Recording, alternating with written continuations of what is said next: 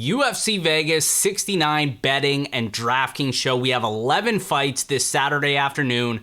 I'm Jon Kelly. Let's hear the picks. Kicking things off in the flyweight division, we have Clayton Carpenter making his UFC debut. He comes in as a big favorite at -300. The comeback on Juan Camilo Renderos is +240. And this is one where I like the Clayton Carpenter side. I'm not backing him on the money line, but I do think submission props are probably worth a look here. I also think that potentially betting an under might be worth a look depending on the price. I think Clayton Carpenter, simply put, is better wherever the fight goes. I know this kid is not like a future champ type material, but he was one of the better prospects to come off Dana White's Contender Series last season. I dug into his tape quite a bit for that fight, so I feel like I have a pretty good read on him. You know, he has a very solid ground game. His takedowns are pretty decent for the division. He has a brown belt in Brazilian Jiu-Jitsu. 4 of his 6 wins have come inside the distance. The one concern with him is the striking, where he does have some powerful leg kicks, but it's the defense.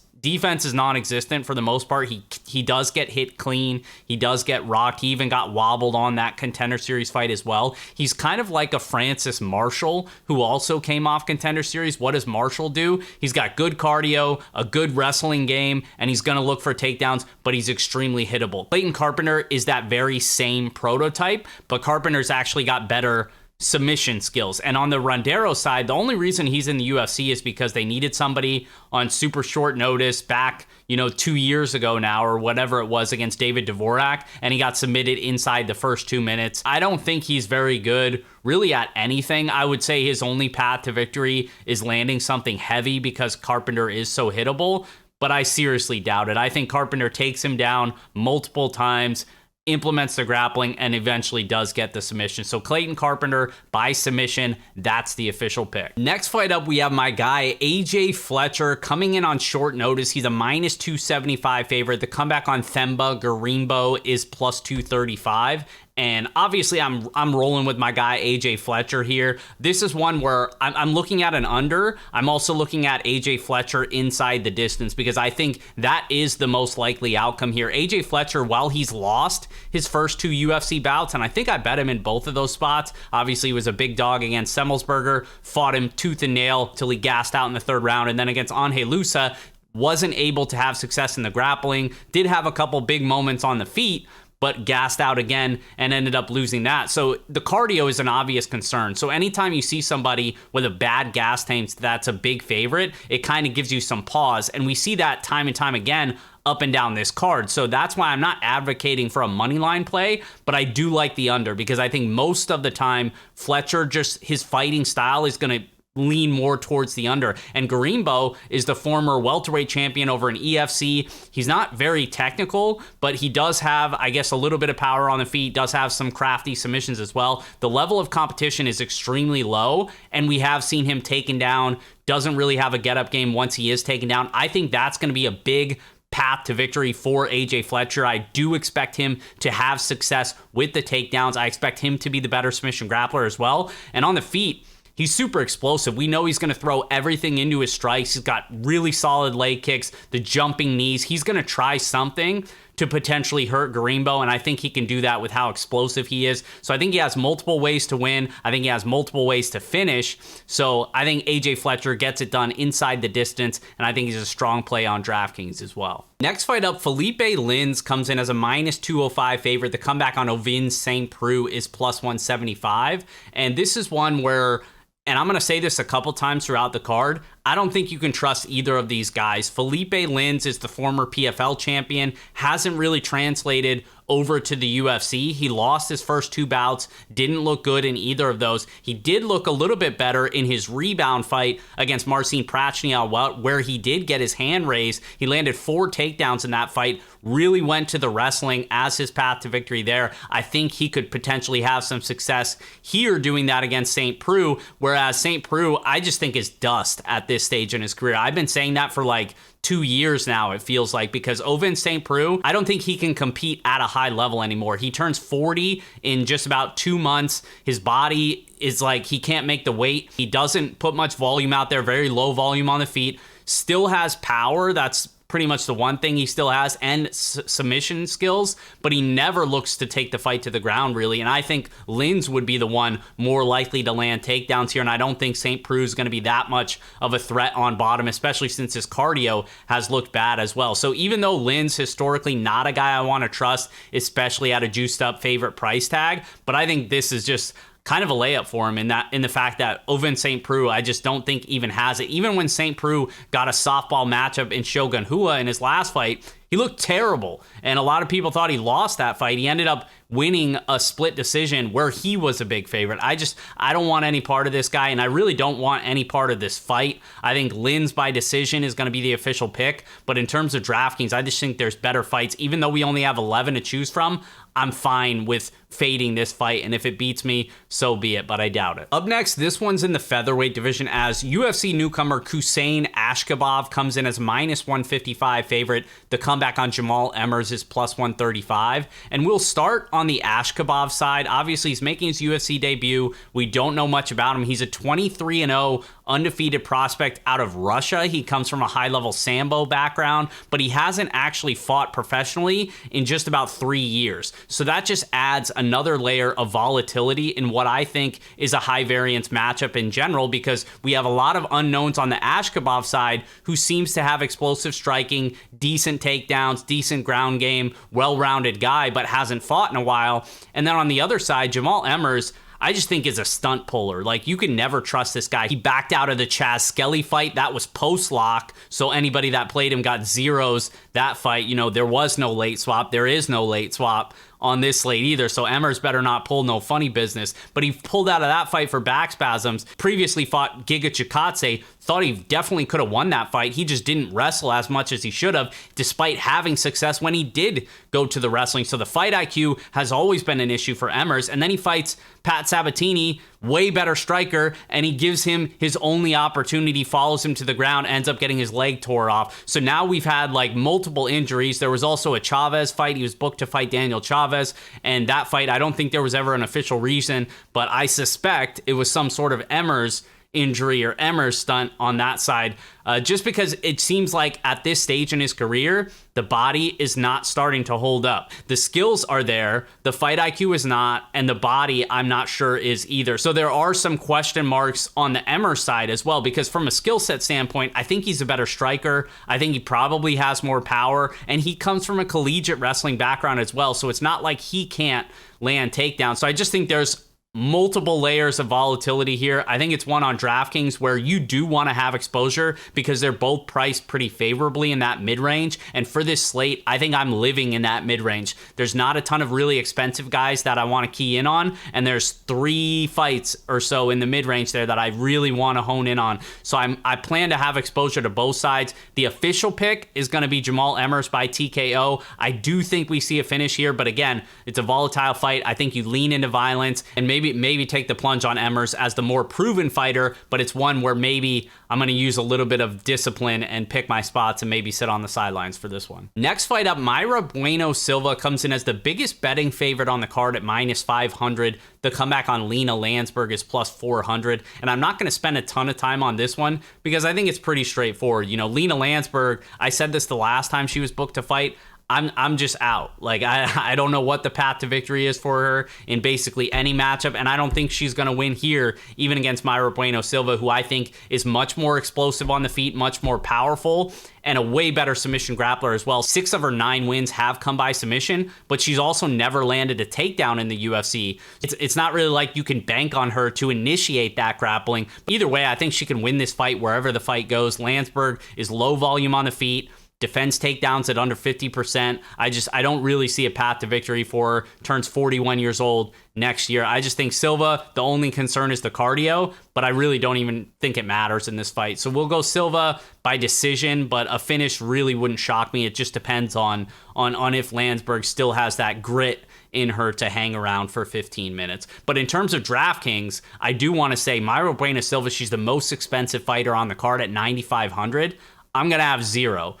Regardless of how many lineups I make this week, if she beats me, so be it. But at 9,500, I just don't really see a world where she's able to not only pay off that price tag, but have any type of ceiling at that price tag. So I think for this slate, I think you can X out this fight completely, maybe take some shots depending on how many lineups you're making on Lansberg and hope she pulls off the miracle upset. But I think the way that I'm going to play it is just Xing out both of these fighters, and I feel fine about taking my chances that they won't end up on the optimal lineup. Next fight up, we have Nazim Sejakov coming in as a -180 favorite. The comeback on Evan Elder is +155. And Sejakov is another guy that fought on this past season of Dana White's Contender Series. He was one of the more impressive prospects, I thought, even coming into that fight, but definitely after that fight as well. A good, strong showing from him. Did get the finish in the third round, and he fought a game opponent as well. So it was a pretty decent win for him there. And I do think this is a favorable matchup for him. He trains out of Longo and Weidman's MMA. He's a very explosive striker, light on his feet, does have power, showed good takedown defense throughout the regional scene, and has shown good cardio as well. And he's a guy who's going to stay aggressive regardless of whether or not he's up on the scorecards. He is always looking to finish the fight.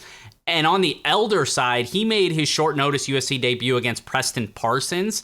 And I actually thought he could be sneaky in that spot. I thought maybe he could win the striking, maybe land a takedown or two because he was able to do that on the regional scene. He got dominated by Preston Parsons.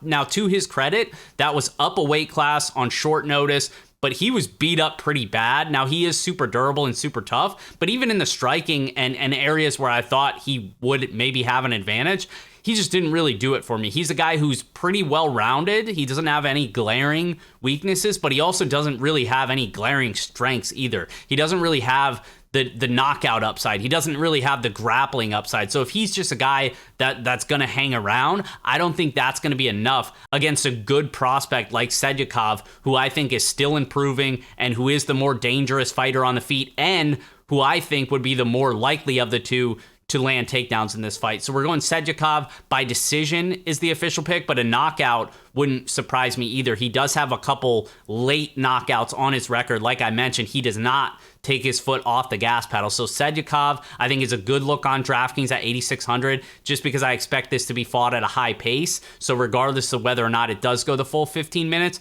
I think he's going to score well at 8,600. Next fight up, we have Alexander Hernandez coming in on short notice. He's a -225 favorite. The comeback on Jim A10 Miller, my guy, is +190. And this is one where I mentioned the previous fight where I'm okay with just Xing out those fighters in Mayra, Bueno, Silva, and Lena Lansberg. This is a fight where I'm going to do the opposite. I'm likely going to have 100% exposure to this fight because I do think it is extremely likely that we see a finish here. And again, it's a short slate. We only have 11 fights. You need to somehow get leverage on the field. These guys are going to be owned, but I'm not sure that they're going to be owned enough. So I am looking to be overweight to both sides. But in terms of the matchup, Hernandez, this is a guy that at this point, he's completely untrustworthy. He's basically on the brink of being cut by the UFC. You just can't trust him. Round one, he looks good. His striking looks good. He has a solid ground game as well. And then round two, cardio falls off a cliff. You can't trust his durability. I think he's a guy who, and I think I might have said this before in previous shows that I've done, is he just constantly panics whenever he's put in a bad spot, whenever he gets hit a little too hard, whenever somebody maybe attempts a submission on him. Anytime he puts himself in a bad spot, he just completely panics and it spirals from there. And I think that's a problem against Jim Miller, who has concerns of his own. You know, he's my guy, like I mentioned, but I'm not going to ignore the fact that he has legitimate cardio and durability concerns as well. So it's like both of these guys are untrustworthy. Both of them have clear finishing potential, but I'm just going to be overweight to both sides and lean into my guy A10 Jim Miller just because I think he could have striking success here. He could have grappling success here. And Hernandez is a guy where if Miller hops on his neck and pulls guillotine or something, I could see Hernandez just completely panicking. So it's one where I think you want exposure to both sides. Obviously, most people are going to be leaning towards Alexander Hernandez, but I just do not want to be confident in this guy whatsoever. So again, I'm going to have exposure to both sides. The pick is going to be Jim Miller by submission. Next fight up in the light heavyweight division, we have William Knight comes in as a small betting favorite at -120. The comeback on Marcin Prachniow is +100. And this is another one where I think there's glaring red flags on both sides. We'll start on the William Knight side. His last two fights were up at heavyweight. He looked absolutely terrible in both of them, got knocked out by Devin Clark, and did nothing against Maxim Grishin outside of landing a couple takedowns. Extremely low volume, gassed out badly in pretty much both of those fights, and he's gassed out multiple times throughout his career. So we know the cardio is going to be an issue. He's such a big guy that it's only natural that he's going to gas out after 5 to 7 minutes or so. Now, on the flip side, Prachniow, I think skill for skill is a better fighter than William Knight. I think he's going to throw a ton more volume than William Knight. But I also think there's clear holes on the Prachniow side. For starters, the durability, I think, is still a concern. He's been knocked out 4 times in his career. He's fighting a guy who basically only has power and ability to land takedowns. And that's the other thing, is Prachniow only defends takedowns at 53%. So it's one of those things where I think Prachniow, skill for skill, is a better fighter than William Knight. But I think his 2 glaring weaknesses are basically the only way that William Knight can win fights. So I think it's one of those things where I wouldn't be so confident in backing Prachniow, even at a slight dog price here, just because I think Knight does have the big power and the ability to land multiple takedowns here, especially considering Prachniow has no idea how to defend them. So I wouldn't be surprised to see Knight get the best of him here. Knight by TKO is the official pick. In terms of DraftKings, I think this is another one priced right in that mid-range. I think potentially can score well. I'm not jamming these guys in like I am the Jim Miller fight, but I do think because of their price and because it's a shorter slate, it's going to be one that I'm kind of focusing on in the mid-range as well. And sticking with the theme of this card, we have Jamal Pogues, another Dana White Contender Series alum from this past season, making his UFC debut. He's a minus 245 favorite. The comeback on Josh Parisian is plus 205. And this is a sloppy heavyweight fight. Pogues, I think, has a decent pace for the heavyweight division. He can put some volume out there, decent leg kicks, solid boxing, and on the regional scene, did show the ability to land multiple takedowns. The first time he fought on Contender Series, landed 7 takedowns, didn't get a contract, came back, didn't land any takedowns, but put on a striking clinic and did get the call up. Now he's getting some respect in the betting market against Josh Parisian, who has fought in the UFC multiple times, but has not looked good in the UFC. Now, he did get a win his last time out, but that was against Alan Badeau. He ended up getting the knockout finish there. Very low levels of the heavyweight division here. 11 of his 15 wins have come by knockout, and that's basically all he has, is that typical heavyweight knockout skill. The dude cannot defend takedowns. He defends takedowns at less than 50% in the UFC, doesn't have any type of grappling game. So if Pogues is going to take him down, I think he could really dominate in that area. I just don't trust him to. So I'm not really going to have anything on this fight. I think in terms of DraftKings, you could take a little bit of action on either side, but I just think there's better fights to target. Again, I'm living in the mid-range. This is one where Pogues is above 9K. I like Fletcher better than him. I like Carpenter better than him. And I like some of those other cheaper guys lower. And in terms of the Parisian side, I just think there's better dog spots on the card. And you guys never thought we would see the day where my guy, Beverly Hills Ninja, Jordan Wright, is co-main eventing. We are here. We have made it. Zach Pogues comes in as a minus 275 betting favorite.